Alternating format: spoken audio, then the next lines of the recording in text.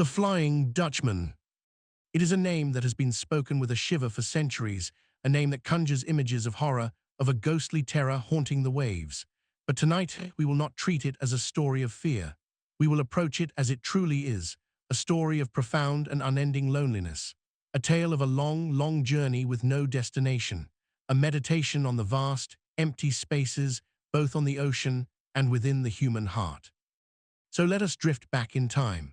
Let your mind relax and float back through the centuries, past the age of steam, past the age of revolution, back to a time of wood and canvas, of wind and stars, back to the 17th century, back to the magnificent, improbable Dutch Golden Age. This is where our story begins, not in a storm, not with a ghost, but in the quiet, orderly and prosperous world that created the man who would become the Dutchman. Before a ship can be lost at sea, it must first be built on land. Before a captain can be cursed, he must first be a man. And so, our story starts here, in the Low Countries, in the Netherlands, a nation that seemed to be woven from water and willpower. Imagine the Netherlands in the 1600s.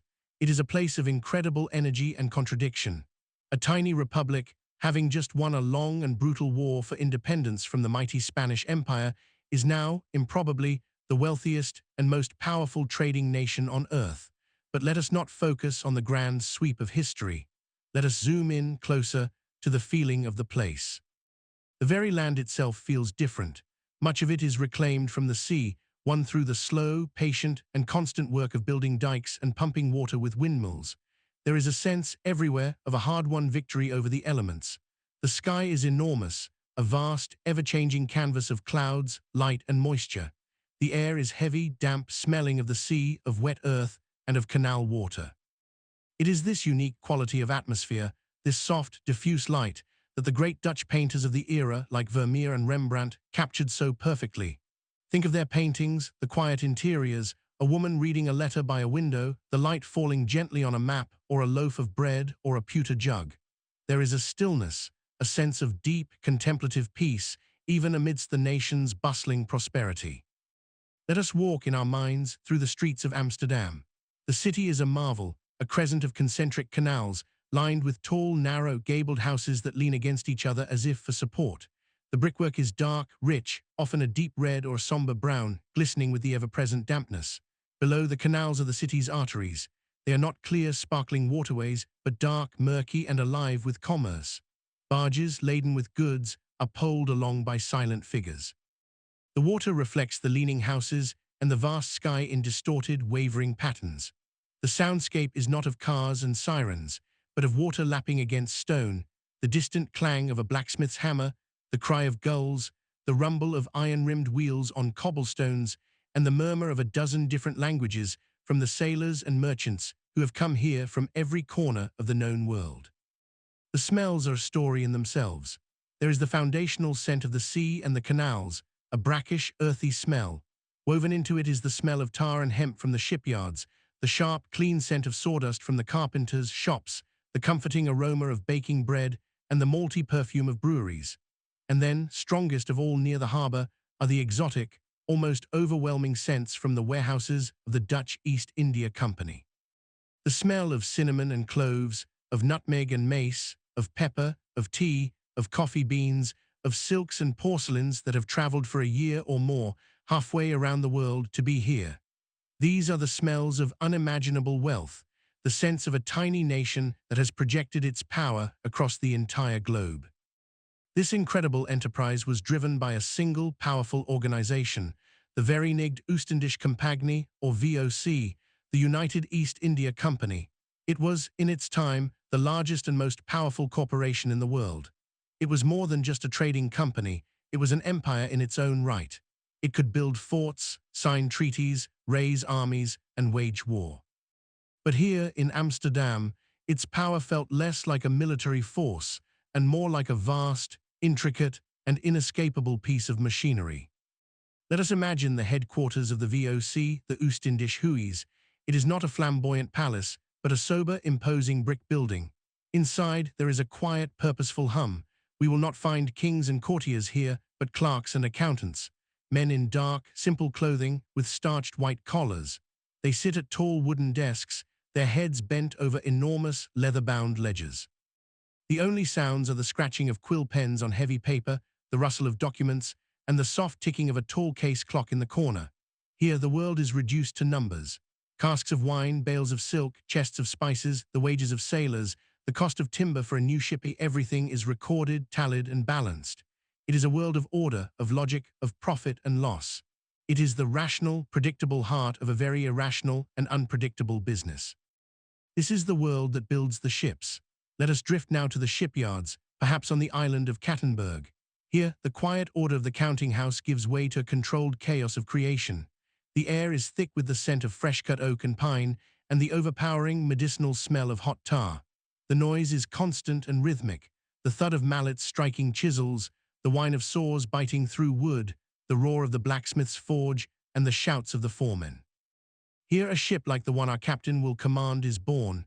It is an East Indiaman and speed returskip, a mirror-return ship, designed for the round trip to the East Indies. It is a magnificent vessel, a floating fortress and warehouse combined. We see its skeleton first, a massive curved spine of oak, the keel laid out on blocks. From this, the ribs curve upwards, like the bleached bones of some colossal whale. Shipwrights, men with powerful arms and an intuitive understanding of their craft, swarm over it. They don't work from blueprints in the modern sense, but from tradition, from experience, and from half-models carved from wood. They know how a plank of oak wants to bend. They can read the grain of the wood like a map. The work is slow and deliberate. Planks softened in steam boxes are bent around the ribs and fastened with wooden pegs called treacherous, which swell when wet, making the hull stronger and more flexible than one fastened with iron. Every piece of wood is chosen for its specific properties. Strong, rot-resistant oak for the frame and hull below the waterline, tall, straight pine from the Baltic for the masts and spars, elm for the keel as it resists splitting. We watch as the hull is made watertight. Labourers, their clothes and skins smeared with black, caulk the seams between the planks. They hammer in strands of hemp fibre, soaked in pine tar, using special caulking irons and mallets. The sound is a distinctive, rhythmic tock-tock-tock. Then the entire lower hull is coated with a mixture of tar, sulfur, and whale oil to protect it from the dreaded shipworm, a mollusk that could destroy a vessel in a matter of months in tropical waters. The ship grows deck by deck.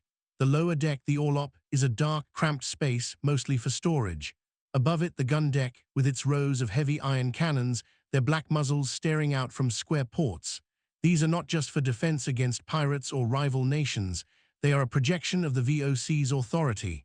Then, the main deck, open to the sky, where the daily life of the ship will take place. And at the back, the stern castle rises up, with the captain's great cabin, its windows decorated with intricate carvings, a small island of relative luxury on this otherwise brutally functional vessel. Finally, the great day comes when the hull is complete and the ship is ready to be launched. There is a ceremony, but it is likely a sober Protestant affair, with prayers for the ship's safety rather than the smashing of a bottle of champagne. With the crack of hammers knocking away the last supports, the massive vessel slides, slowly at first, and then with gathering speed, down the greased ways and into the water. There is a great splash, a moment of unsettling lurching, and then it floats. A new, self-contained world has been born. It is still just a hull. Now it must be given its power, its wings. The ship is moored at the dock, and the work of rigging begins. 3 enormous masts, each one a single, towering pine tree, are hoisted into place by a complex system of cranes and sheer legs. Then come the miles upon miles of rope. The standing rigging, thick, tarred ropes of hemp, are the supports that hold the masts in place, the stays and shrouds. These will not be adjusted during the voyage. They are the ship's skeleton of rope. Then comes the running rigging, the lighter-colored ropes that control the sails and yards. These are a complex web, a dizzying network of lines, each with a specific name and purpose. The sailors who will man this ship must know every single one by touch, even in total darkness, in a howling gale. The sails are brought aboard, huge canvases of flax, stiff and new, smelling of linseed oil. They are bent onto the yards, the great wooden spars that cross the masts. And for a moment, let us pause and consider these materials. The wood from a forest in Poland, the hemp for the ropes from Russia, the flax for the canvas from Flanders, the iron for the cannons from Sweden, the tar from the pine forests of Norway. The ship is a microcosm of the interconnected world of the 17th century, a testament to the reach of Dutch trade. While the ship is being fitted out, its cargo is being assembled in the warehouses. We see the barrels and crates being loaded into the hold by cranes and by hand. There are chests of silver coins and bars of gold to pay for the goods in the east. There are casks of wine and beer, barrels of salted beef and pork, and sacks of hardtack, the rock-hard biscuit that will be the sailors' staple food for months on end. There are bricks brought along as ballast to keep the ship stable on the outbound voyage, which will later be used to build forts and trading posts in Asia. Every item is checked off a list, every space in the hold used with an almost scientific precision. This is the world our captain inhabits. Let us give him a name, a traditional one from the legends, Hendrik van der Decken. Captain van der Decken is not a pirate, not a rogue. He is a professional, a master mariner in the service of the VOC. He is likely in his 40s, a man at the peak of his career. He is of middle height, powerfully built, with a face weathered by sun and sea. His eyes are the color of the North Sea, a pale, clear gray, and they hold a look of constant, calculating vigilance. He is a man who has spent more of his life on a moving deck than on solid ground. He is not a man given to fancy or superstition. He is a child of the Dutch Golden Age, a believer in order, discipline, and the power of human will to overcome obstacles. He has a wife and children in Amsterdam, living in one of those tall, narrow houses. He loves them, but his truest bride is the sea, and his home is the great cabin of his ship. In his mind, a voyage is like a mathematical problem. There is a starting point, Amsterdam, and an end point, Batavia, modern-day Jakarta. Between them are variables, the winds, the currents, the health of the crew. His job is to manage these variables with skill and efficiency to deliver his ship and its cargo on time. Punctuality is more than a virtue to him. It is a sign of a well-ordered universe. A storm is not a monster. It is a meteorological phenomenon to be navigated. The apathetic cruelty of the sea is simply a set of conditions to be mastered. We see him now overseeing the final preparations. He walks the decks of his newly christened ship, perhaps named the Orange or the Amsterdam. He runs a hand over the smooth, taut canvas of a new sail. He checks the tension of a shroud. He speaks quietly with his first mate, his sailing master. His voice is low, calm, and accustomed to being obeyed without question. He is not a cruel man, not by the standards of his time, but he is an absolute authority. On this ship, his word is law. The success of the voyage and the lives of the 200 or so men aboard depend on his judgment, and he has absolute faith in that judgment. It has never failed him before. The crew is a motley collection. There are some experienced Dutch sailors, the core of the crew, but many are young men, farm boys seeking adventure or escape. Many more are foreigners, Germans, Scandinavians, even Scots desperate for work. They sign on for a multi-year voyage from which they know as many as 1 in 3 might not return. They will face scurvy, dysentery, accidents, and the violence of both nature and man. Their life will be one of hard labor, poor food, and strict discipline. Yet they sign the roles. The day of departure arrives. It is not a day of celebration. It is a day of quiet farewells. Families gather on the docks. There are few tears, perhaps. This is a common sight in Amsterdam. A wife hands her husband a small parcel, a new pair of woolen socks. A father rests his hand on his son's shoulder. There is an understanding of the immense distance and time that is about to open up between them. An exchange of letters will take 2 years. The ship is towed out from the port into the Zuiderzee. The pilot, a local expert, is at the helm, guiding the vessel through the treacherous sandbanks. Captain van der Decken stands on the quarterdeck, his eyes already looking south towards the open sea. He watches the skyline of Amsterdam recede, the church towers and the forest of masts shrinking until they are just a line on the horizon. He feels the first true swell of the North Sea lift the deck beneath his feet. A familiar feeling. A good feeling. He is home. The order is given, make sail. The sailors swarm into the rigging. Their movements are practiced, efficient. They climb the rope ladders, scurrying out along the yards. They untie the gaskets and the great squares of canvas fall one by one. The sails are slack at first, flapping with a sound like thunder. Then as the ship is turned, the wind catches them. They billow, they fill, they grow taut and hard as sheets of iron. The complex web of ropes creaks and groans under the immense strain. The ship heels over slightly and begins to move. The journey has begun. a journey that will not end. Let us settle into the rhythm of this voyage. The first leg is through the English Channel. It is a busy, dangerous waterway. The weather is fickle. The coasts are often shrouded in fog. The captain is constantly on deck. He is navigating through a crowd of English fishing boats, French merchantmen, and perhaps even the occasional Barbary pirate lurking near the coast. He relies on the skill of his leadsmen, sailors who stand in the bow, casting a lead weight on a marked line and calling out the depth of the water. By the mark 5, their voices cry out, a lonely sound in the damp air. Once they are clear of the channel and into the open Atlantic, the true routine of the voyage begins. The ship becomes a self-contained, isolated world, a speck of wood and humanity in an infinite wilderness of water. The rhythm of life is dictated by the ship's bell, which marks the passage of the 4-hour watches. A sailor's life is a cycle of 4 hours on duty, 4 hours of standby, and 4 hours of sleep. Let us imagine a typical day. A sailor is woken in the darkness of the lower deck. The air here is foul, thick with the smell of unwashed bodies, bilge water, and stale food. He swings out of his hammock, dresses in the dark, and stumbles up to the main deck. The air is cold, fresh, tasting of salt. The deck is wet with spray and dew. The sky above is a breathtaking dome of stars, brighter and clearer than he has ever seen on land. The only light on the ship comes from a single binnacle lamp, casting a faint glow on the face of the helmsman and the compass card. His watch begins. He might be sent to the helm to wrestle with the great whipstaff that controls the rudder, keeping the ship on the course given by the officer of the watch. Or he might be sent aloft into the swaying darkness of the rigging to furl or unfurl a sail as the wind shifts. This is dangerous, terrifying work. He must trust his hands and feet, clinging to ropes slick with rain, 100 feet above a churning black sea. There is no safety net. A single slip means certain death. Or perhaps his duty is simply to be a lookout, perched in the crow's nest at the top of the mainmast. From here he can see for miles. His world is a circle of water meeting a circle of sky. For hours he sees nothing but waves, the endless hypnotic procession of grey-green swells marching past the ship. The loneliness is immense. He is the eyes of the ship, but he feels utterly alone in the universe.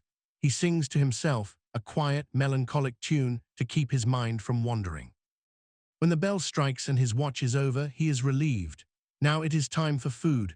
The cook and his mates have been at work at the galley, a brick stove on the main deck. The meal is the same almost every day. A piece of salted beef so hard it has to be soaked for hours, or salted pork, and a handful of hardtack. These are thick, coarse biscuits baked on shore months ago. They are incredibly durable, but they are often infested with weevils. The sailors have a grim joke. It's better to eat your biscuit in the dark, so you can't see what you're eating. To wash it down, there is a ration of beer or, once the beer has gone bad, water stored in wooden casks, which quickly becomes slimy and foul. After the meal there is time for chores. The decks must be scrubbed, holystoned until the wood is white. Ropes must be mended, sails patched. The carpenter is busy, the sailmaker is busy, the cooper is busy checking the barrels.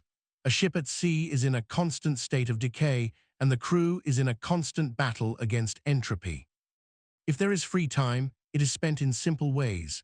Men huddle in the forecastle out of the wind, mending their clothes, carving scraps of wood or bone. They might play cards or dice, though gambling is officially forbidden. They tell stories. They talk of home, of the women they have left behind, of the fortunes they hope to make in the Indies. But mostly they are tired.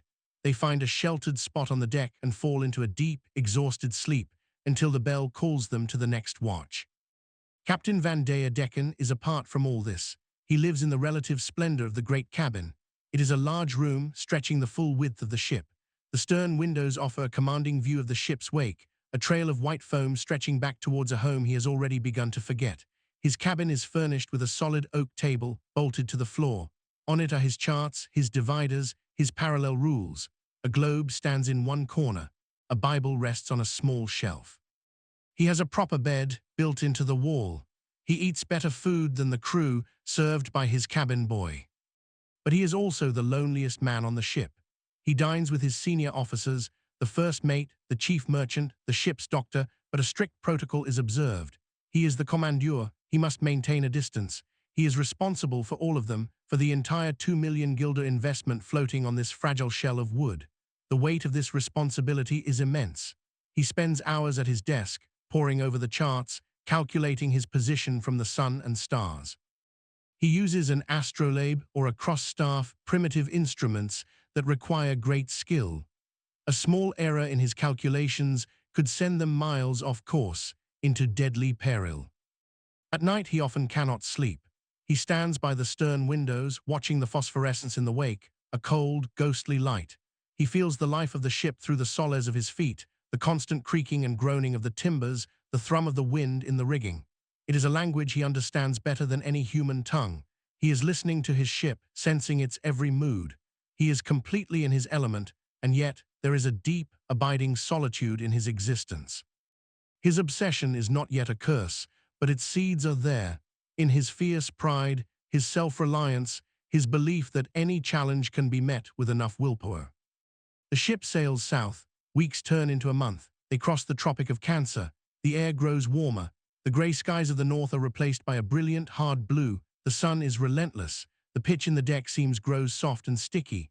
The sailors, now stripped to the waist, their backs burned dark by the sun, are constantly thirsty. Flying fish skim across the waves, their silver bodies glinting in the light. Dolphins play in the bow wave. It is a time of deceptive beauty. Then they reach the doldrums, the region near the equator known for its calms. The wind dies. The sails hang limp and useless. The ship wallows in the glassy, oily swell. The heat is suffocating. The sun beats down, reflecting off the water with a blinding intensity. For days, even weeks, they are becalmed. The ship makes no progress. It is a frustrating, maddening time. The water in the casks grows foul. Scurvy begins to appear, the dreaded disease of sailors. Men's gums begin to bleed, their teeth loosen, old wounds reopen. The mood on the ship grows dark, fights break out, the discipline frays. Captain Van Decken remains impassive. He paces the quarterdeck, his hands clasped behind his back, staring at the empty sky, willing the wind to return. He shows no frustration, no fear. He is a rock of certainty in a sea of despair. He orders the longboats to be lowered to tow the ship, a futile, back-breaking effort that achieves little more than keeping the men busy. In his mind, this is just another problem to be managed. A delay, an inefficiency. It hardens his resolve. Time is being lost. The schedule is being compromised. This thought is more troubling to him than the sickness of his crew. Finally, a breeze returns. A catspaw on the water, then a steady wind. The sails fill and the ship begins to move again. A collective sigh of relief runs through the vessel. They have escaped the trap. They cross the equator with the traditional rowdy ceremony for those who have never crossed before. They sail south into the southern hemisphere. The constellations are new and strange. The North Star has disappeared below the horizon. They are in a different world now. The weather grows colder again. The sailors put on their woolen clothes. They see albatrosses, the great, solitary birds of the Southern Ocean, gliding effortlessly in the ship's wake. The old sailors say they carry the souls of the dead. The winds are stronger here, the waves are larger, longer, more powerful. This is the realm of the roaring forties, the strong westerly winds that circle the globe unimpeded by land. The ship runs before them, rolling heavily, the decks constantly awash with spray. After months at sea, they finally sight land, the coast of southern Africa. Their immediate destination is Table Bay, the harbor where Cape Town now stands. It is a crucial stopping point, a place to take on fresh water and food, to let the sick recover before tackling the most dangerous part of the voyage, the rounding of the Cape of Good Hope. Let us pause here and consider this infamous place. The Cape of Good Hope is not, as many believe, the southernmost point of Africa. That honor belongs to Cape Agulhas, about 90 miles to the southeast, but the Cape Peninsula, with its dramatic, flat-topped Table Mountain, is the great psychological barrier. It is the point where the Atlantic Ocean meets the Indian Ocean, and this meeting is not a peaceful one. The reason for the Cape's treacherous nature is the collision of currents and weather systems. From the Indian Ocean comes the warm, fast-flowing Agulhas Current. From the Atlantic and the vast, cold Southern Ocean comes the slow, cold Benguela Current. When these two meet, and when the powerful westerly winds of the roaring forties are funneled around the landmass, the result is a chaotic, unpredictable seascape. Huge rogue waves can be generated, waves that can rise up from a calm sea and break a ship's back. The weather can change in an instant. A clear, sunny day can turn into a raging gale in less than an hour. The winds, known as Cape Doctors for their supposed ability to blow away pollution, can be ferocious, screaming down from the mountains. And the fog can roll in, thick and white, reducing visibility to zero, hiding the deadly rocks that line the coast. For sailors in the 17th century, the Cape was a place of dread. It was the graveyard of ships. They called it Cabo das Tormentas, the Cape of Storms. This was the obstacle that stood between Captain Van der Decken and the riches of the East. It stood between him and his schedule. Ship the Orange anchors safely in Table Bay. The view is magnificent. Table Mountain dominates the landscape, its flat top often covered by a layer of white cloud that spills down its sides like a tablecloth. The small Dutch settlement at its base is a welcome sight. The crew is put to work, filling the water casks from the fresh river, bartering with the local Khoikhoi people for fresh meat and vegetables. The sick are taken ashore to a rudimentary hospital. For a week or two, there is a reprieve. The men feel solid ground under their feet. They eat fresh food. They can almost forget the horrors of the voyage. But Captain Van der Decken is restless. He sees Table Bay not as a sanctuary, but as another delay. He watches the weather. He studies the tablecloth of cloud on the mountain, a key indicator of the coming winds. He is impatient. The VOC rewards captains who make fast passages. A quick rounding of the Cape is a mark of a superior sailor. Pride and profit are intertwined. His officers urge caution. The first mate points to the sky, to the signs that a storm is brewing. The sailing master advises waiting a few more days for a more favorable wind.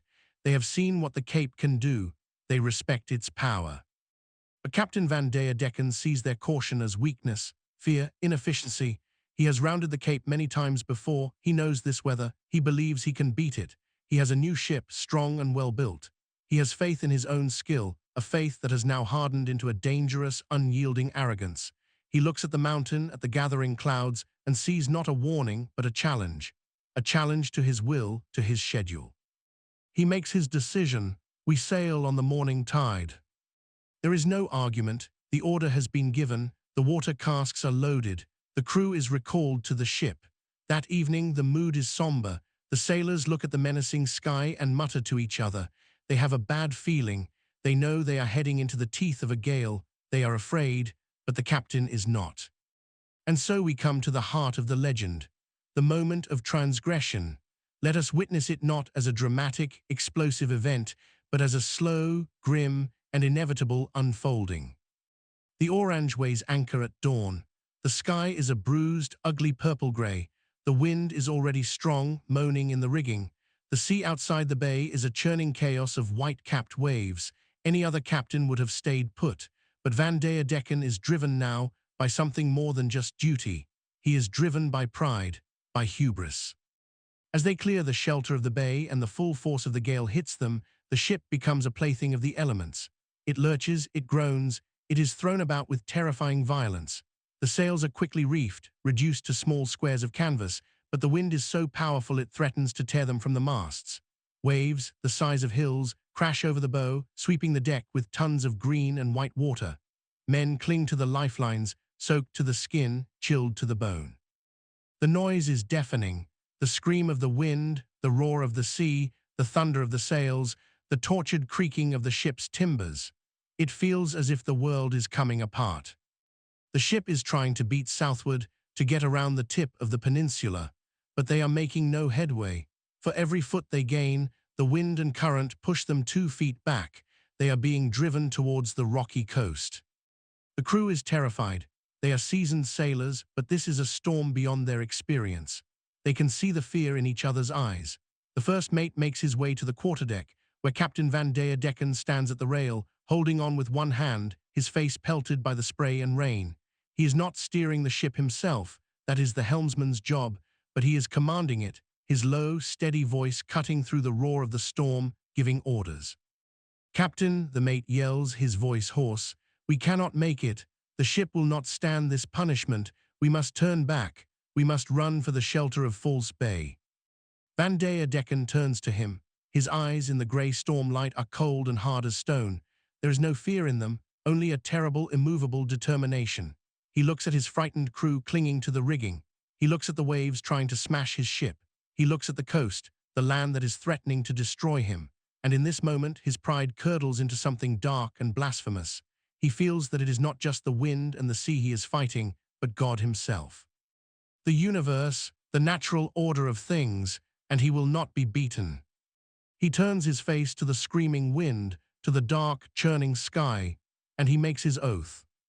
The exact words are lost to legend, but they all carry the same sentiment. Perhaps he shouted it, a raw, ragged cry against the storm. Or perhaps, more chillingly, he spoke it in a low, intense voice, a vow made to himself and to the abyss. "I will round this cape," he declares, "even if I have to sail until Judgment Day." It is a moment of supreme defiance. A mortal man, a creature of flesh and blood, shaking his fist at eternity. He has made his choice. He has chosen his own will over the safety of his men, over the laws of nature, over the will of God. He has lashed himself to the helm of his own pride, and he will not be moved. And in that moment, the legend says, something changes. The storm does not cease. In fact, it seems to worsen, but its nature shifts. It is no longer just a storm. It becomes a personal torment, a punishment tailored to the crime. The wind howls with a new, mocking voice. The waves seem to claw at the ship with a malevolent intelligence. And an apparition appears. Some versions of the story say it was the devil himself who came aboard, offering the captain a pact. His soul in exchange for the power to master the storm. A game of dice for the souls of the crew played on the capstan head. But the older, simpler versions are perhaps more powerful. The apparition is not a horned devil, but a divine, spectral form, a pillar of light upon the waves, a voice that is not a voice, but a thought that enters every man's mind at once, a terrible, holy presence. And the sentence is passed. It is the captain's own wish, granted with a terrible irony. He wanted to sail until Judgment Day, so he shall. His oath is made real. He is condemned to do exactly what he swore to do, to beat against this storm off this cape forever. He will never round it, and he will never find shelter. He will never again set foot on land. He is trapped, for all eternity, in the moment of his greatest failure, his greatest sin. His ship becomes his prison, his crew, his fellow inmates. They are no longer living men. They are shades, phantoms, cursed to share in their captain's damnation. They will work the ship endlessly, their spectral forms pulling on ghostly ropes, their spectral eyes staring out at a storm that will never, ever end. The living world falls away. Time itself becomes meaningless. The sun and moon are blotted out by the eternal storm clouds. The ship, the orange, begins to change. Its timbers become saturated with the supernatural cold. It begins to glow with an eerie phosphorescent light, a sickness of the wood itself. The sails, though ripped to shreds by the ghostly gale, are always full. The ship plows through the waves at an unnatural speed, yet never moves from the spot. This is the birth of the Flying Dutchman. Let us now leave the immediate horror of that moment and drift, as the legend itself did, out into the wider world, carried on the currents of sailors' talk. The story of Captain Van Decken's damnation becomes a cautionary tale, a whisper in every port from Rotterdam to Batavia. It becomes a part of the sea itself. And then there are the sightings. For centuries to come, sailors will report seeing it. The accounts are surprisingly consistent. It is always seen in bad weather, often in the vicinity of the Cape of Good Hope. It appears suddenly out of the mist or rain. It is an old-fashioned ship, a vessel from another time. It is moving fast, under press of sail that no sane captain would use in such a storm. And it glows. A pale, sickly, ghostly light, as if it is illuminated from within. Sometimes it bears down on the witness's ship, on a collision course, only to vanish at the last possible second, leaving behind only the howling wind and the terrified sailors. To see the Dutchman is considered the worst possible omen, a sign of impending disaster. The ship that sees it is often said to be doomed. Let us imagine one such encounter. It is the mid-19th century. A British clipper ship, laden with tea from China, is battling its way around the Cape. The weather is terrible, a full gale. The crew is exhausted, cold, and frightened. The visibility is poor. Suddenly, the lookout cries out, his voice sharp with terror. "Ship dead ahead." The captain and the mate peer into the driving rain, and they see it. A ship where no ship should be. It looks like an old Dutch East Indiaman, a design they have only seen in paintings. Its sails are in tatters, yet it is sailing against the wind, cutting through the mountainous waves with impossible speed. A strange, pale green light emanates from its hull and rigging. They can make out figures on its deck, men moving with a frantic, silent energy. The phantom ship is heading straight for them. The captain of the clipper screams orders. The helmsman puts the wheel over hard. The clipper groans as it swerves, narrowly avoiding a collision. And as the Dutchman passes, ghostly close, the British sailors feel a blast of unnatural, bone-deep cold. They can see the figures on its deck more clearly now. Their faces are pale, their eyes are hollow with despair. One of them, a tall figure standing on the quarterdeck, unmoving, his hand on the rail, seems to look right at them. It is the captain.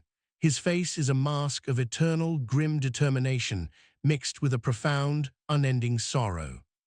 And then, as quickly as it appeared, the Dutchman is gone, swallowed by the storm.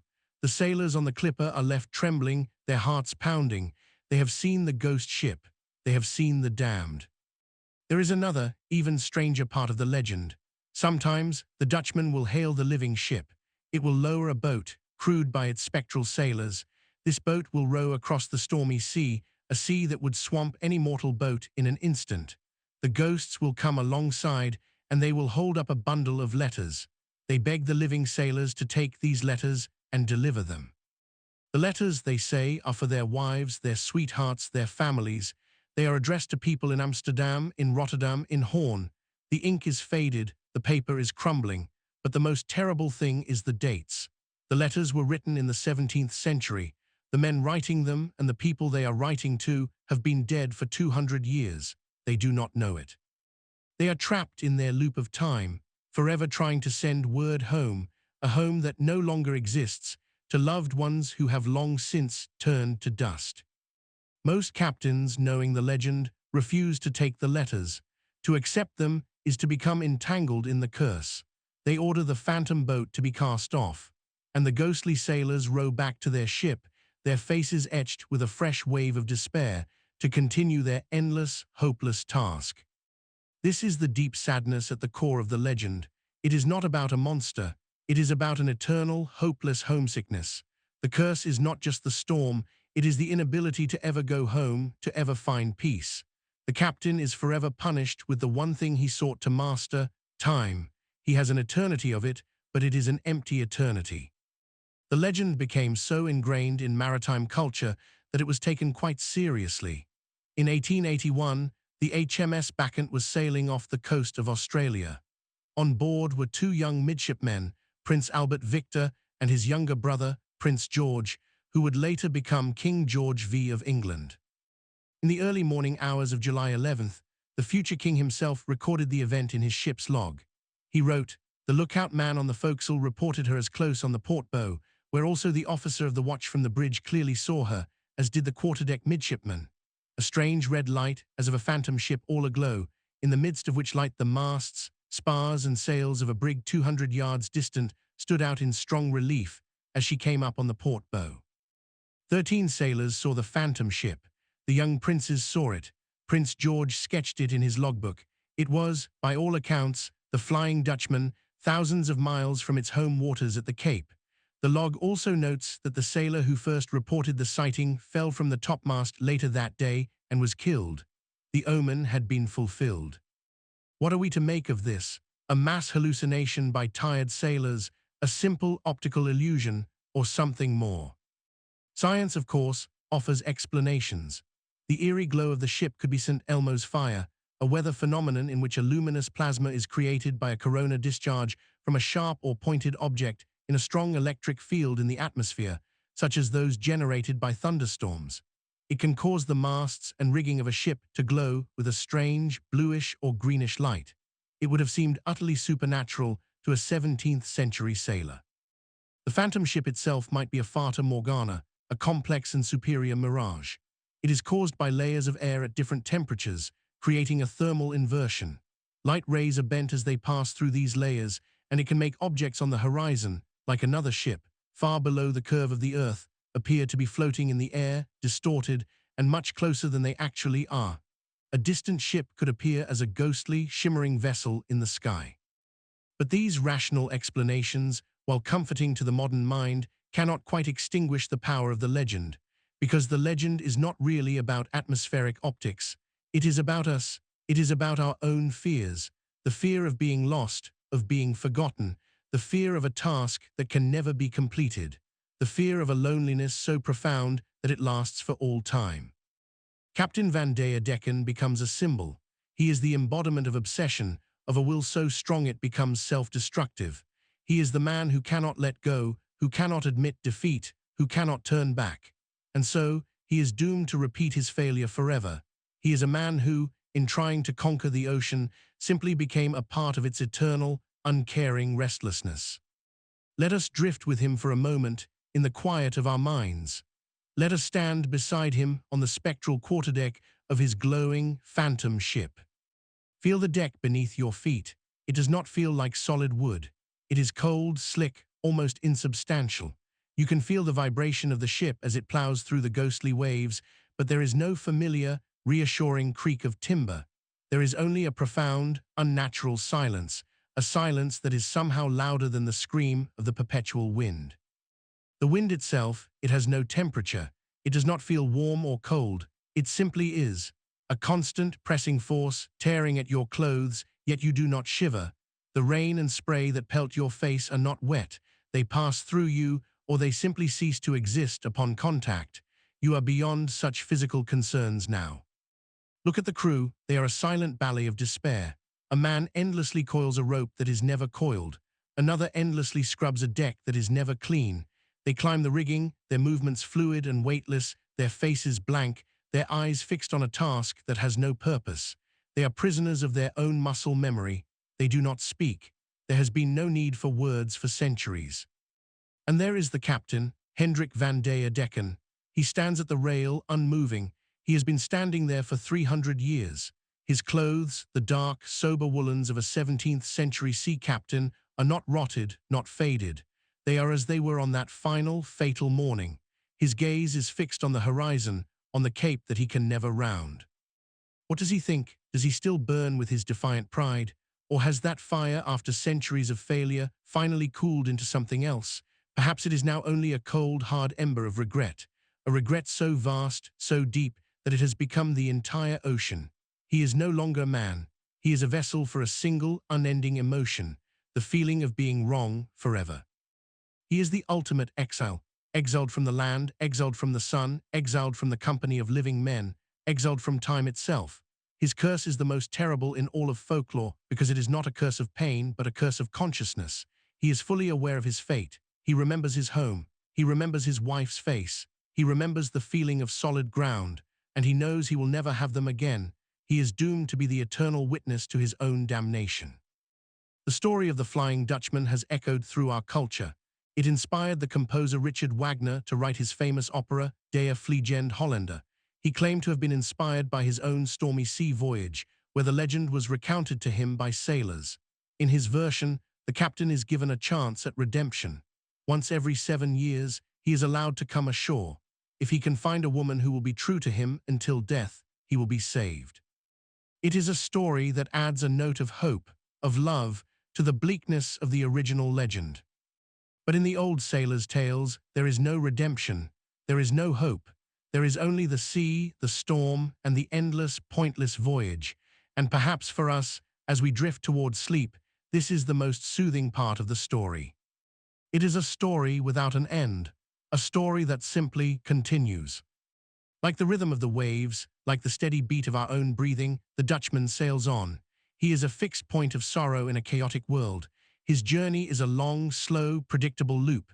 There are no surprises. There is no tension. There is only the eternal recurrence of the same moment.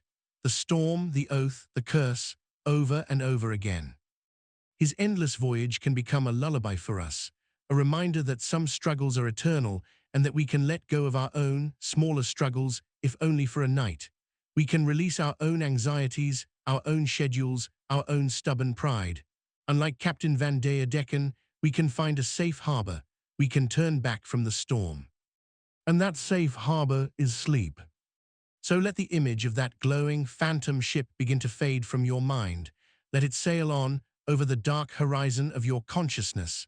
Its lonely journey will continue, whether we watch it or not. The captain will remain at his post. The crew will remain at their tasks. The storm will continue to rage around them. But for us, the storm is passing. The wind is softening to a whisper. The waves are becoming gentle ripples. Our own ship, our body, our mind, is finding its way into a calm and peaceful bay. The anchor is dropping into the soft sand of deep relaxation. The sails are being furled. The long voyage of the day is over. There is no need to sail until Judgment Day. There is only a need to rest, right now, to let go of all defiance, all struggle, to surrender to the gentle, healing gravity of sleep. The story is over. The Flying Dutchman sails on, forever lost in his legend, a ghostly silhouette against a ghostly sky. He is far away now, and you are here, safe, calm, and ready to rest. Good night.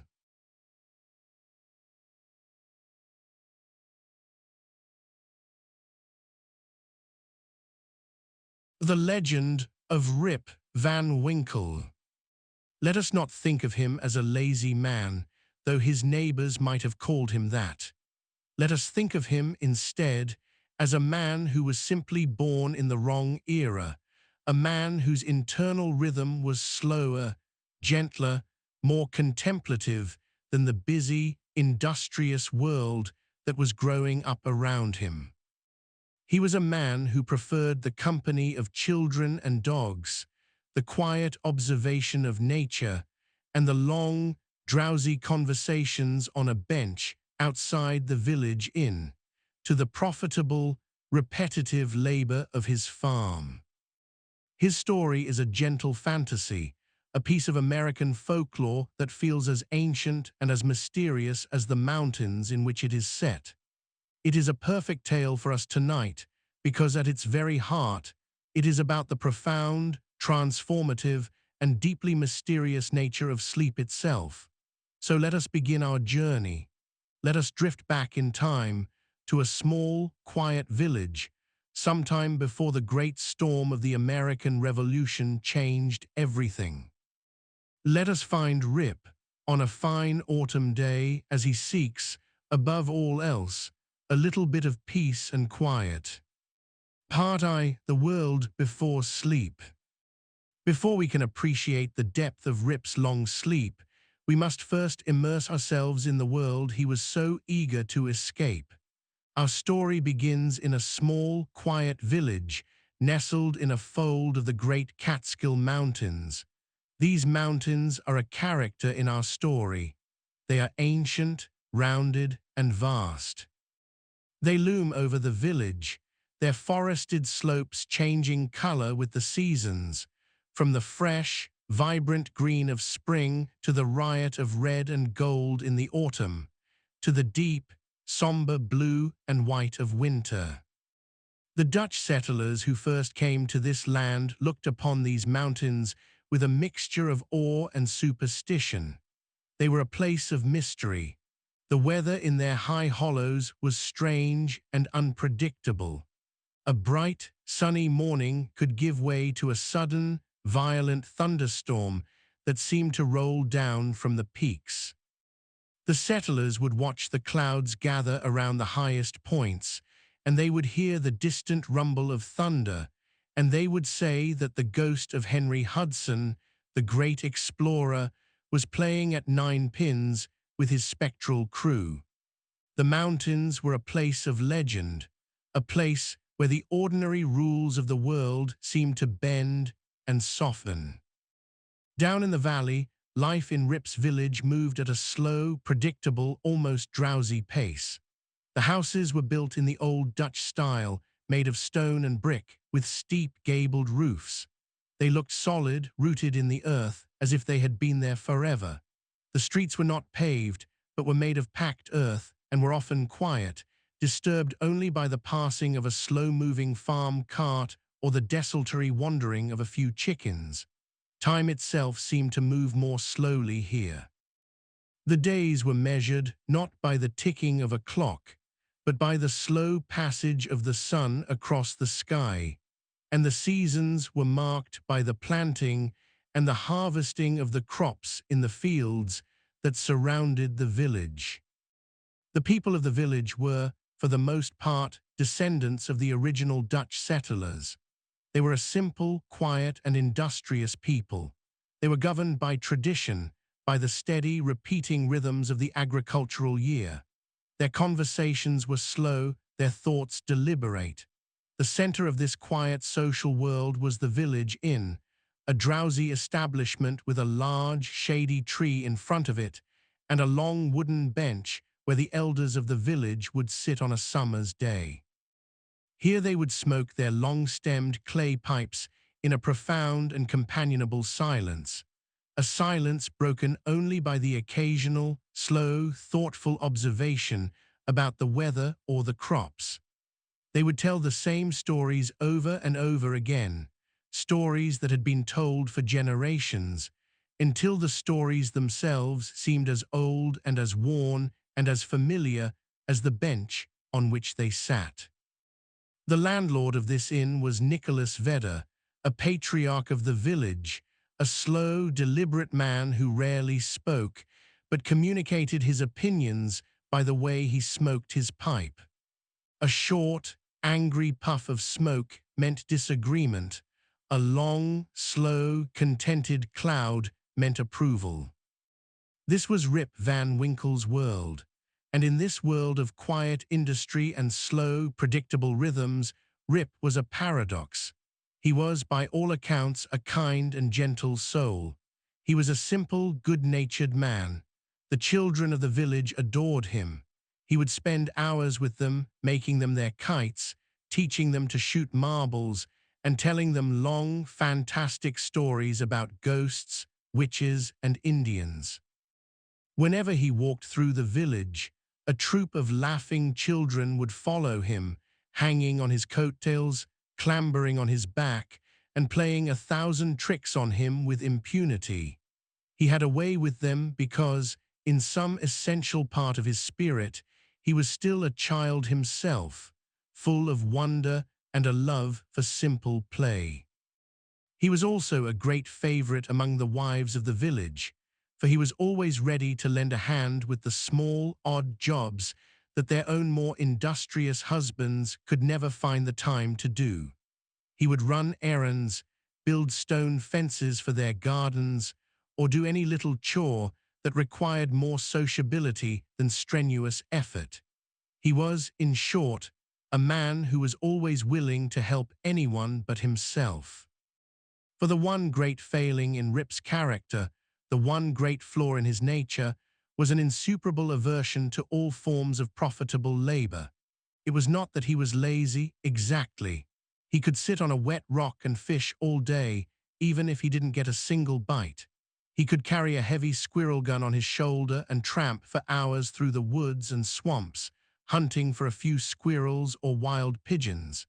He was not incapable of immense physical exertion, as long as it was useless. But the moment a piece of work was presented to him that was a part of his duty, something that would actually benefit his own family or improve his own farm, a kind of paralysis seemed to fall upon him. His farm was a perfect example of this. It was the most poorly conditioned farm in the entire neighborhood. His fences were constantly falling to pieces. His cows were always going astray or getting into the neighbors' cabbages. Weeds grew on his land with a vigor and abundance that they seemed to show nowhere else. The rain seemed to find more holes in the roof of his house than in any other. His children, too, were as ragged and as wild as if they belonged to nobody. Rip's son, young Rip, was a perfect copy of his father. He was a boy who seemed to have inherited his father's habit of attending to anything but his own business. He could be seen trotting along at his mother's heels, dressed in a pair of his father's old trousers, which he had to hold up with one hand as he ran.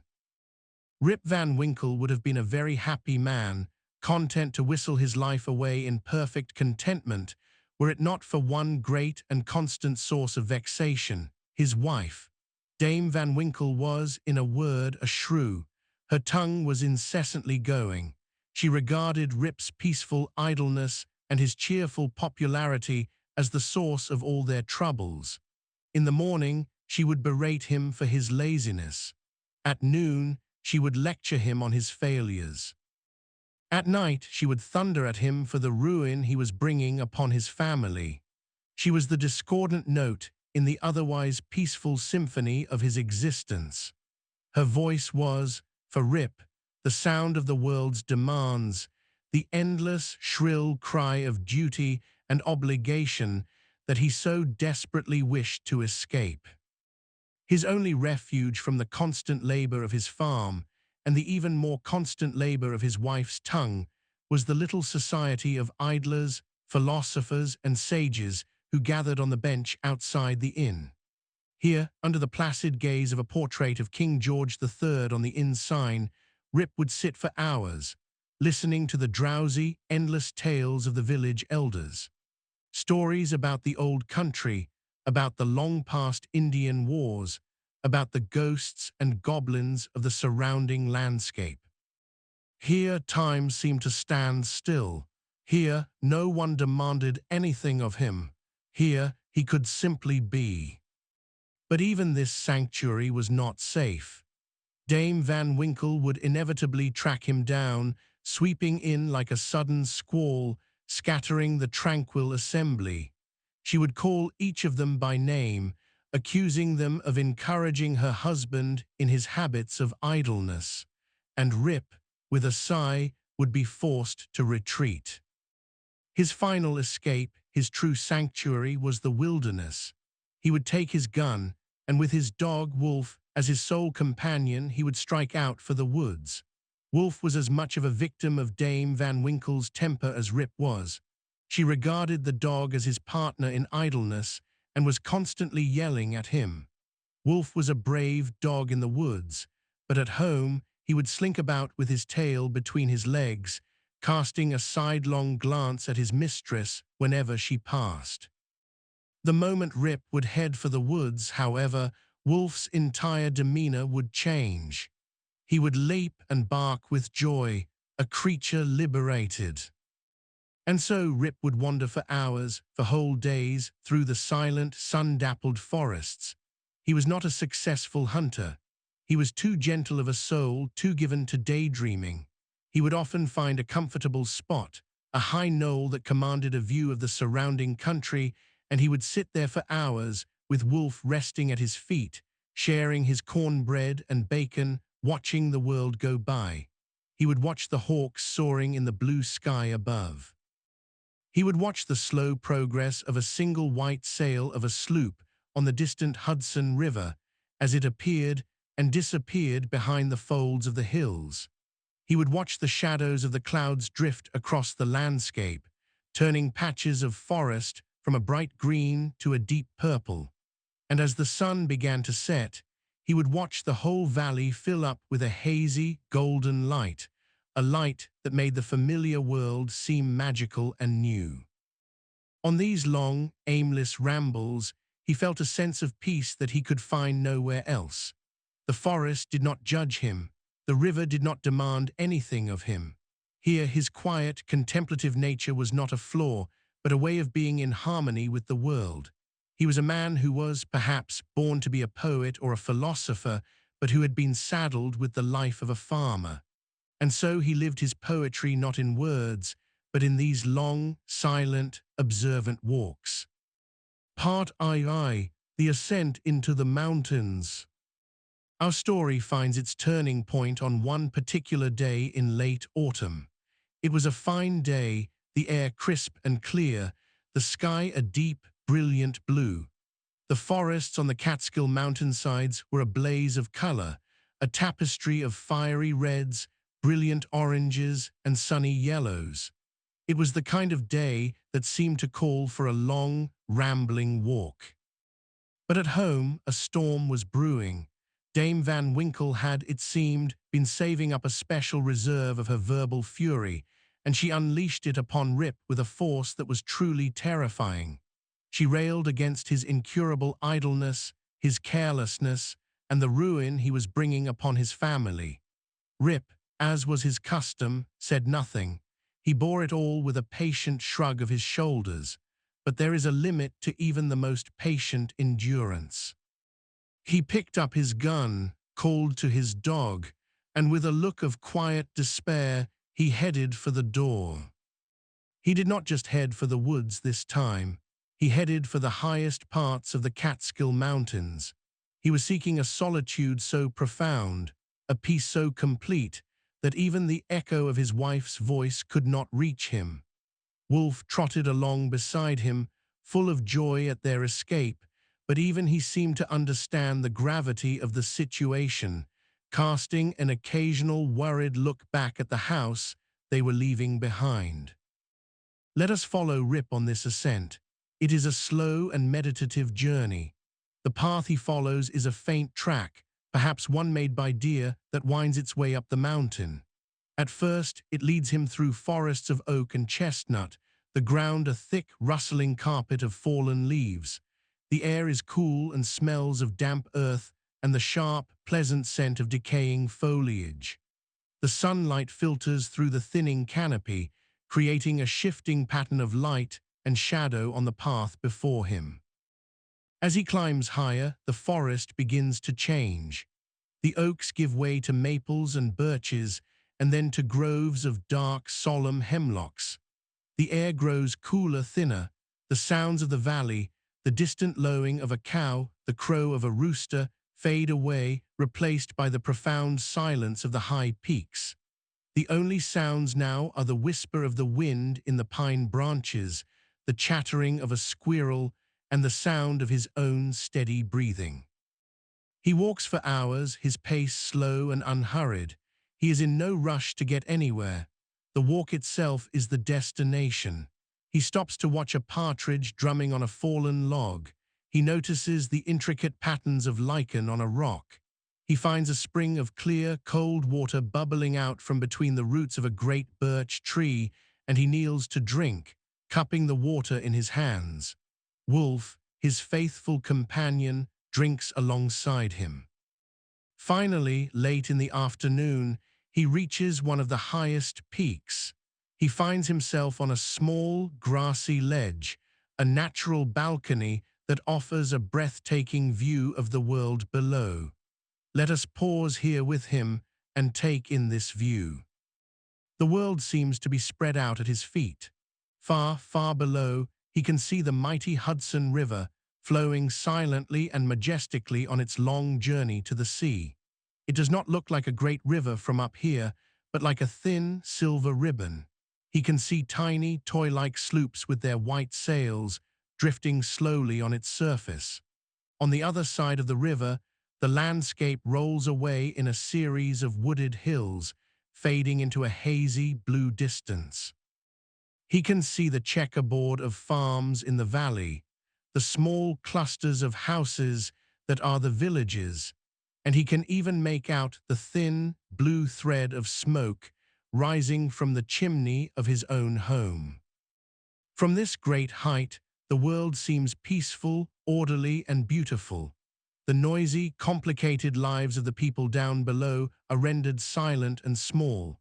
The worries and vexations of his own life seem to shrink, to lose their power. He sits down on a patch of soft moss, his gun resting beside him, and Wolf curls up at his feet. Rip watches as the sun begins its slow descent towards the western horizon. The colors of the landscape deepen. The shadows of the mountains stretch out, long and purple, across the valley. The river turns from silver to a deep molten gold. A profound sense of peace settles over him. He thinks to himself that he would gladly stay here forever, far from the sound of his wife's voice, in this silent, beautiful, solitary world. But the sun sinks lower. The air grows chilly.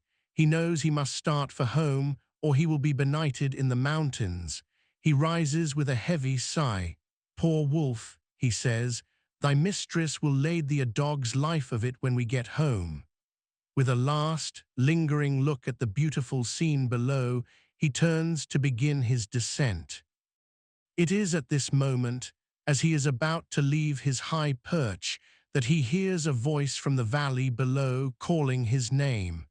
Rip Van Winkle, Rip Van Winkle. He stops and listens. The voice is strange. It is not the voice of anyone he knows. He looks around, but he can see no one. He thinks at first that it must be a trick of his imagination, but then he hears it again. Rip Van Winkle, Rip Van Winkle. The cry echoes through the still, evening air. At the same time, Wolf, his dog, lets out a low growl. The hair on his back bristles. He sniffs the air, and then, with his tail between his legs, he skulks to his master's side, looking down into the valley with an expression of fear. Rip feels a sense of vague dread, a feeling of the supernatural, which is so common in these mountains. He looks down in the direction of the voice, and he sees a strange figure slowly making its way up the mountain path. The figure is a man, short and stout, with thick, bushy hair and a grizzled beard. He is dressed in a strange, antique fashion. He is wearing the old Dutch style of clothing, a short, wide-skirted coat and breeches that are wide at the knee. Rip is puzzled. He cannot imagine what a stranger, dressed in such an old-fashioned way, could be doing in this wild and lonely part of the mountain. But the most curious thing about the man is that he is struggling under the weight of something he is carrying on his back. It is a stout wooden keg, which seems to be full of liquor. The man makes a sign to Rip, a gesture that seems to be a plea for help. Rip's first instinct, given the lonely place and the strange appearance of the man, is one of suspicion. But Rip is, at his core, a kind and helpful man. He cannot resist an appeal for assistance. He hurries down the path to meet the stranger and offer his help. As he gets closer, he sees that the man's face is grave and silent. He does not speak a word. He simply shifts the weight of the keg, indicating that Rip should take it. Rip, accustomed to helping others, balances the heavy keg on his own shoulder, and together, in complete silence, they begin to climb higher up the mountain. It is a strange and eerie procession. The path they take is a narrow ravine, a dry streambed that leads into an even wilder and more remote part of the mountains. The trees here are gnarled and ancient, their branches twisting into fantastic shapes. It is growing dark, and the atmosphere is one of deep, gloomy solitude. Rip begins to feel a growing sense of awe and apprehension. He glances at his companion, but the man's face is impassive, his expression unchanging. He does not speak. He does not even seem to breathe. After a long climb, they arrive at a strange, level spot, a kind of natural amphitheater surrounded by high cliffs. And here, Rip sees a sight that fills him with even greater astonishment. Part I, the long sleep. In the center of this hidden hollow, a company of odd-looking personages were playing at a game. It was a game of 9 pins, a form of bowling. But this was the most silent and solemn game of 9 pins Rip had ever witnessed. The players were all dressed in the same strange, antique Dutch fashion as his guide. One was a large, heavy-set man with a broad belt and a high-crowned hat, who seemed to be the commander. The others had a variety of strange faces, one with a great, broad face, another with a small, pig-like visage. All of them had long, flowing beards of various shapes and colors. They were all completely, utterly silent. The only sound that broke the stillness of the evening was the noise of the balls, which, when they rolled, echoed along the mountainsides with a sound like rumbling, distant thunder. This, Rip now understood, was the source of the sound that the villagers attributed to Henry Hudson and his ghostly crew. As Rip and his companion approached, the players stopped their game and stared at him. Their gaze was fixed and statuesque, and it made Rip's heart turn cold within him. He felt a deep, chilling fear.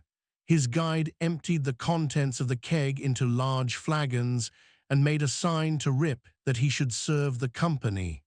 Rip, trembling with fear, obeyed. The men drank in a profound silence, and then, one by one, they returned to their game. Rip's fear began to subside. He was, by nature, a man who was not easily troubled for long, and he was also a thirsty soul. He watched the strange men for a while, and then, when no one was looking, he ventured to taste the beverage himself. He found it to be a kind of excellent Hollands gin. The taste was delicious, and it seemed to warm his very soul. He took another taste, and then another. His spirits rose. His fears melted away. He repeated his visits to the flagon so often that at last his senses were overpowered, his eyes swam in his head gradually declined, and he fell into a deep, deep sleep. Let us pause here at the threshold of this great sleep. Let us try to imagine the feeling of that moment. It is not the ordinary, gentle slide into nightly rest. It is a profound and magical letting go. The world, which had been so sharp and clear, the strange faces of the bowlers, the thunder of the nine pins, the cool mountain air, begins to soften at the edges. The sounds become distant, muffled, as if heard from underwater. The light fades, not into darkness, but into a thick, soft, impenetrable grayness. The feeling in his limbs is one of immense, liquid heaviness. It is not an unpleasant feeling. It is a feeling of complete and utter surrender. The anxieties of his life, the memory of his scolding wife, the worries about his neglected farm, all of the small, sharp stones of his daily existence are washed away by this warm, pleasant tide of oblivion. His last conscious thought is perhaps one of profound relief. He is finally, truly at peace. And so he sleeps. He sleeps on the mossy ground of the mountain amphitheater, while the world he knew begins to change, slowly, inexorably, around him. The seasons turn. The first winter of his long sleep arrives. The cold winds howl through the ravine. The snow falls, deep and silent, covering his resting body with a thick, white blanket. He does not feel the cold. He is beyond it. He is in a place where time has no meaning. Spring comes, the snow melts, the sun warms the earth. Tiny green shoots of new plants push their way up through the soil around him. Wildflowers bloom on the moss that has begun to grow on his clothes. A bird builds a nest in the tangled mat of his long, graying beard. He does not stir. Summer arrives, warm and green. The forest is alive with the hum of insects and the song of birds. A family of squirrels might chase each other over his sleeping form, mistaking him for a fallen, moss-covered log. He sleeps on. Autumn returns. The leaves of the trees above him turn to fire and then fall, covering him with a new blanket of red and gold. The air grows crisp again. 20 times this cycle repeats. 20 winters, 20 springs, 20 summers, 20 autumns.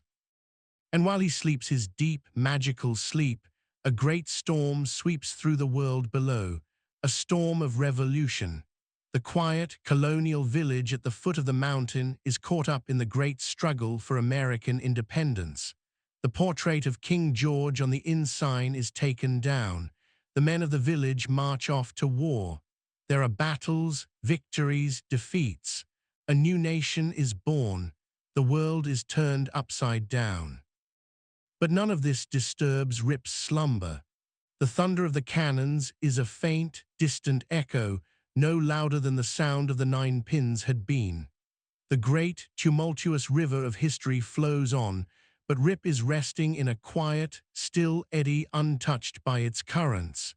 He is in the deep, silent, unchanging heart of the mountain, in a sleep as profound and as ancient as the rocks around him. Part IV, The Awakening and the Changed World. On a fine, bright morning, 20 years after he had climbed the mountain, Rip Van Winkle begins to awaken. The first sensation is the sun, warm on his face. He opens his eyes. The sky above him is a brilliant blue. Birds are hopping and twittering in the trees. He is lying on the grassy spot where he had first seen the strange, silent company of nine-pin bowlers. He sits up, his body is stiff. His joints ache with a deep rheumatic pain. Surely, he thinks to himself, I have not slept here all night.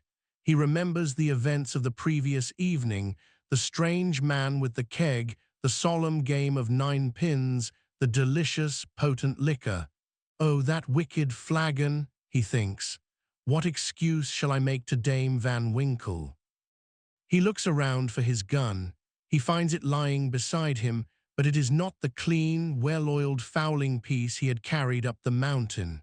The barrel is encrusted with rust. The lock is falling off. The stock is worm-eaten. It looks as if it has been lying in the damp for years. He suspects that the grave-looking bowlers have played a trick on him, plying him with liquor and then robbing him of his gun. He decides to get up and return to the scene of the game, to demand his property back. But when he tries to stand, he finds his limbs are stiff and uncooperative. He feels old and weary. He makes his way slowly and painfully to the ravine through which he had followed the strange man. But the ravine is gone. In its place, a mountain stream now gushes and foams, tumbling down over a series of small waterfalls. He cannot find any trace of the opening that led to the amphitheater. The place is gone, as if it had never existed. He calls out for his dog Wolf. He whistles. He shouts his name. The only answer is the cawing of a crow from a dead tree.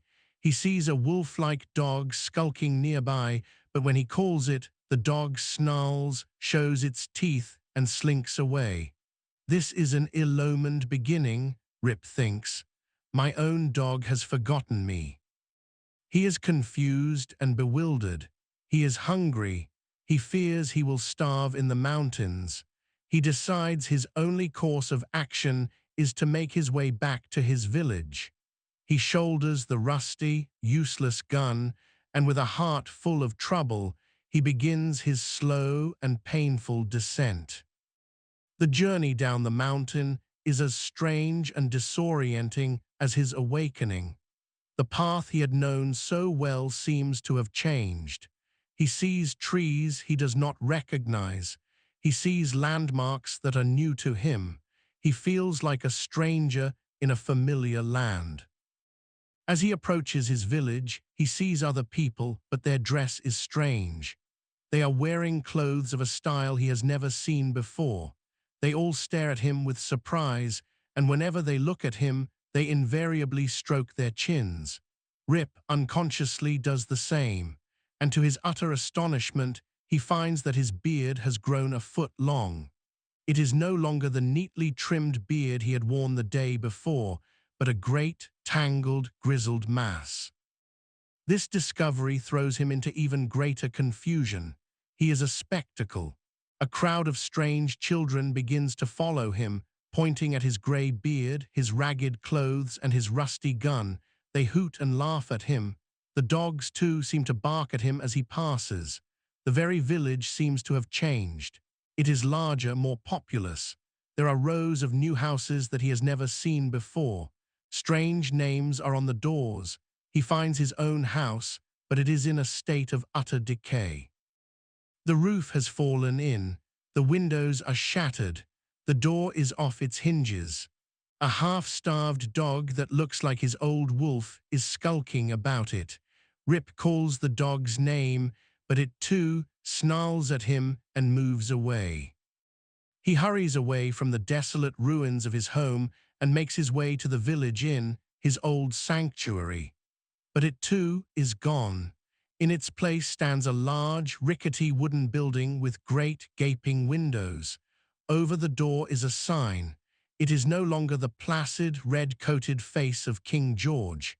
It is a blue coat, and underneath, in large letters, is a name he does not recognize: General Washington.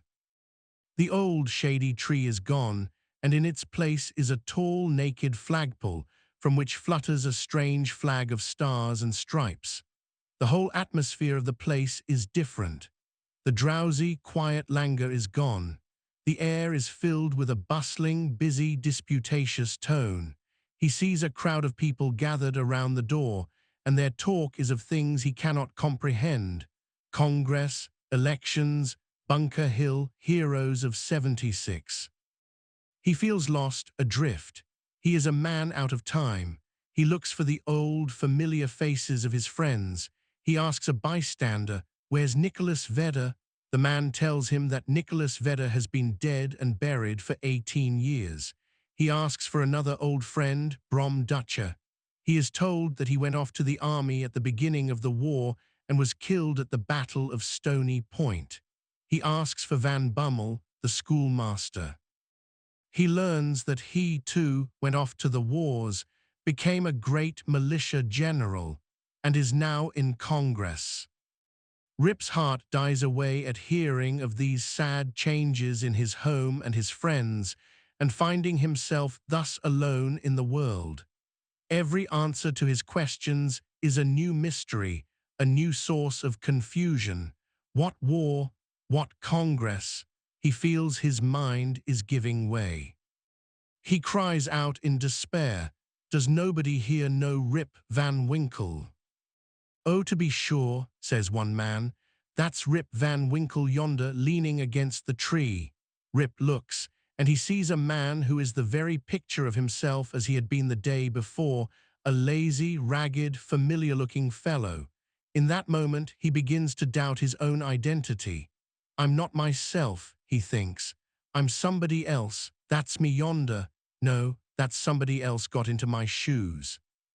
I was myself last night, but I fell asleep on the mountain, and they've changed my gun, and everything's changed, and I'm changed, and I can't tell what's my name or who I am."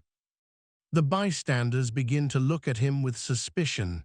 They think he is a spy, a Tory, a refugee from a British prison ship. A self-important man in a cocked hat begins to question him harshly. What did he come here for? What was his business? Whom was he seeking? Rip is at a complete loss. He can only declare in his simple, honest way that he means no harm, that he is a poor, quiet man, a native of the place, and a loyal subject of the king, God bless him. At this, a great shout goes up from the crowd. A Tory, a spy, a refugee, away with him.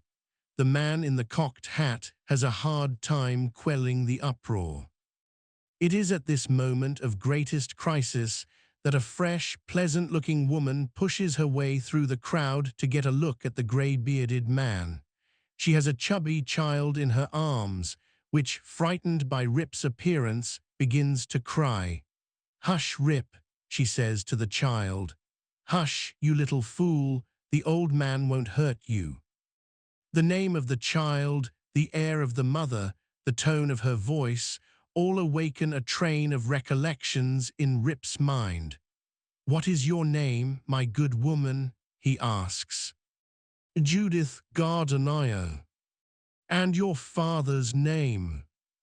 "Ah, poor man, Rip Van Winkle was his name, but it's 20 years since he went away from home with his gun, and he has never been heard of since.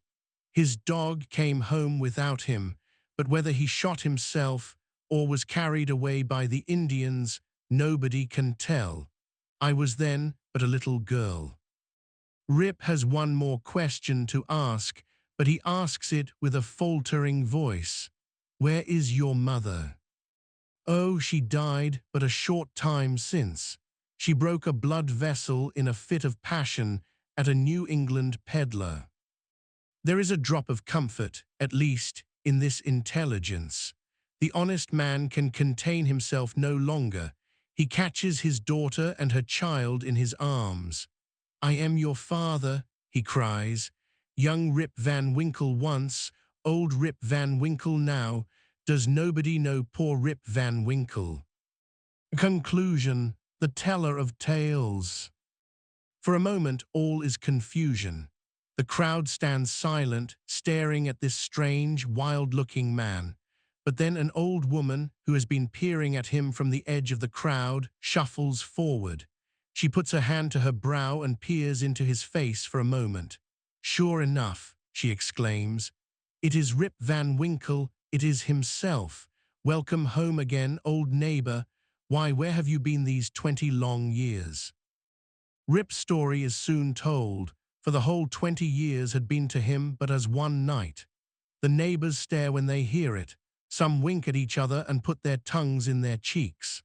The self-important man in the cocked hat shakes his head and walks away. But the story is too strange, too consistent, to be dismissed entirely.